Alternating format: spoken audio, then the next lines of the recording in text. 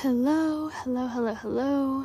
Welcome to this episode of the Vibrant Feminine Podcast. Today, I want to share a couple of really fun pieces with you. One, I'm just going to call a feminine, silly practice of presence. And the other piece is really just, I guess, the meat of what we're going to get into today. If I sound relaxed, I am. I'm sitting in the hot tub in our gorgeous Airbnb in Mount Shasta, just soaking in all of the gorgeous mountain air and loving it. So something that I've noticed within myself for a very long time is that I am capable, very capable, of feeling a wide range of emotions in a very short period of time.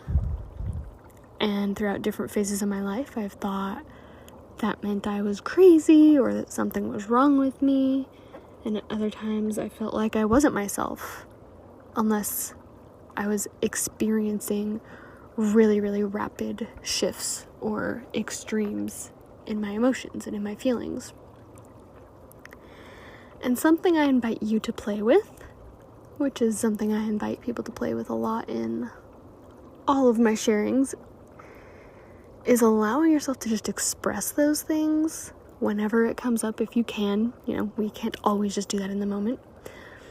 But without making it wrong or trying to logically figure it out or trying to place exactly where that emotion, that feeling, that sensation came from, or trying to put together the story around why it's coming up for you today, why you're feeling it exactly in that moment, what all of the pieces are that our mind logically likes to try and go in and pinpoint so that we can feel like we have more control over it, so we can feel like we have a deeper understanding of it.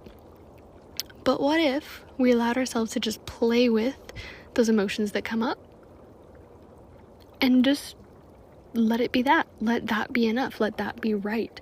Let that be exactly what you're meant to be experiencing in that moment without having it need any other explanation, without having it need any sort of foundation to stand on to allow it to be correct, to allow it to be right, not needing some sort of explanation for it.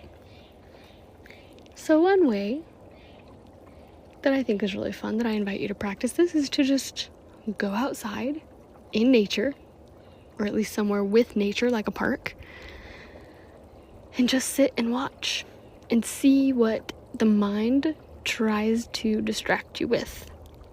And notice, try to keep bringing your attention back to your physical reality, to what's right in front of you, to the squirrel you see running across the little path in front of you, to any other critters that come by, to the butterflies, to maybe the intricate ways that the trees are breathing,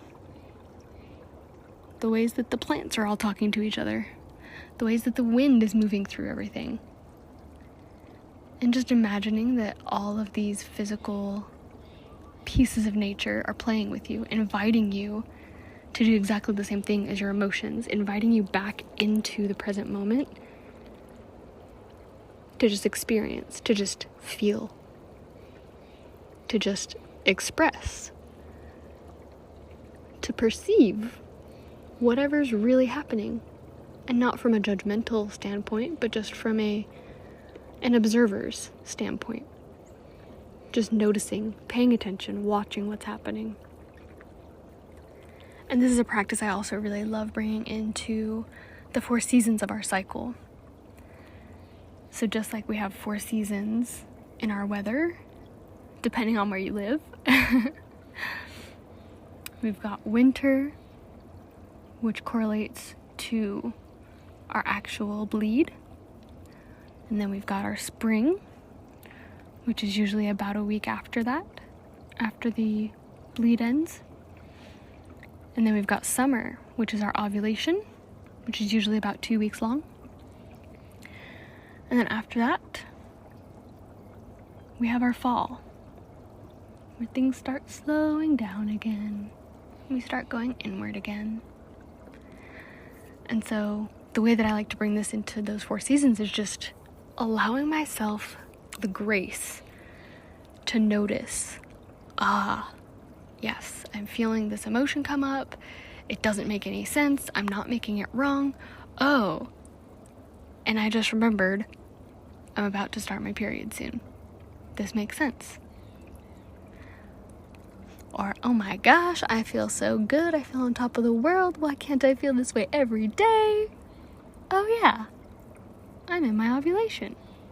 And again, just noticing and paying attention and not making anything wrong. But what I find really helpful with this practice is it makes it really, really easy to start noticing patterns when you start, I would say when you start journaling about it. When you start just kind of writing down a few things here and there every day of like, okay, today I felt these 2 or 3 words.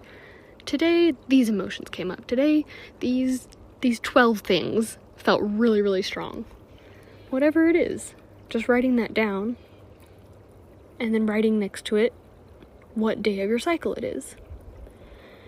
And after, I started noticing this even just in the 2nd month. You can really clearly see the patterns of,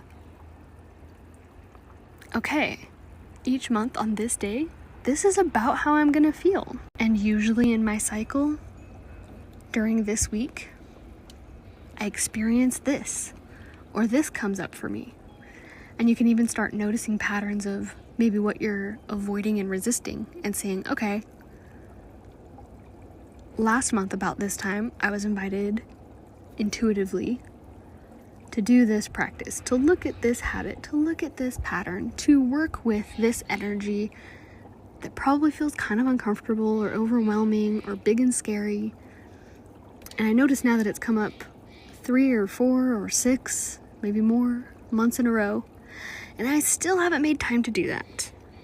So it can just really help point out like, okay, my life, my body is trying to tell me that this is a really important piece that I really need to look at, but my mind's trying to keep me safe and avoid it.